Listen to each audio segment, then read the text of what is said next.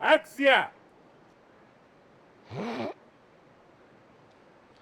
Почитувани гледачи, добар ден. Денес во рамките на нашата образовна програма, а посебно во рубриката за нашите најмлади гледачи, ќе имаме чест да ви го представиме господинот Блажо, кој што во нашата голема анкета минатата година вие, драги гледачи, го избравте за селјак на годината.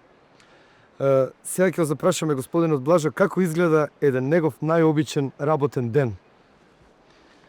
Добар ден. Јас станувам со бајле околу 5 саатот и се напијам од 2-3 ракии. Зимам ги овците тука одма, вадам ги, пуштам ги на ливадата тука да пасат.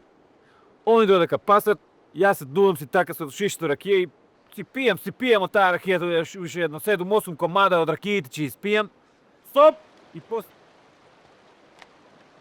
Па дајте, мајко му, дајте бе луѓе, дајте малку по концентрација. И немој јеби га тука сега, деца гледаат ова образовна програма, што се овие вулгаризми јеби га.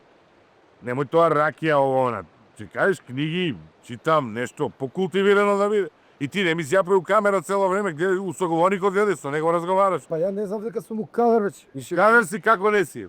А идеме уште еднаш.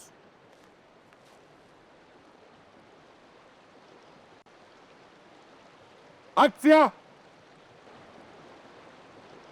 Селјак на годината.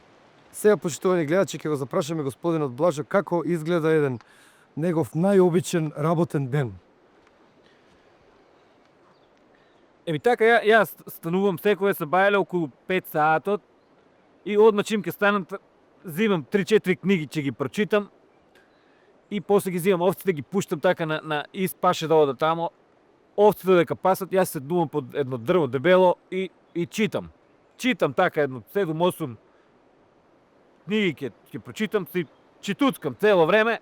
После тоа пред ручико, кога ќе доам дома, на брзина пред ручикот ќе прелистам уште едно 3-4 книги. И да ти кажем право, ја и за време на ручико многу сакам да читам. Многу читам, така зимам обично една подебела книга и да може да заспивам бао после ручко. И Кољо! Кољо Струмица, вај го доби бингото на лотарија на Македонија, тај Мерцедес и скоро 20 Кољо! Здраво, Блажо! Еве ме снимат за телевизија тука. Ке частеш после по една книга да прочитаме 2. Ке частам за сите по една книга.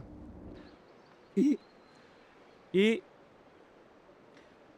после дрнувам, кога ќе станам од спиење, обично доаѓа комшијата Перо и тука со него заедно ќе седиме да прочитаме по 3, 4, 5 книги, ќе ги isчитаме пред да одеме у селото тамо.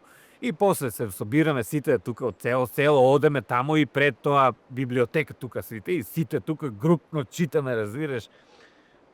Читаме сите кој кажува кој што прочитал нешто интерес така ако прочитал. И така сите додека читаме, негде околу 10 саато највеќе ќе дојде таа 10 што е библиотекарката и прави фајрон да отивише све сме прочитале, нема ништо читање. И ние тука од така зачитани и викаме сега ќе одиме кај комшијата Спасе, затоа што он па има печатница. И таа продолжуваме. Кат! Стоп! Одлично!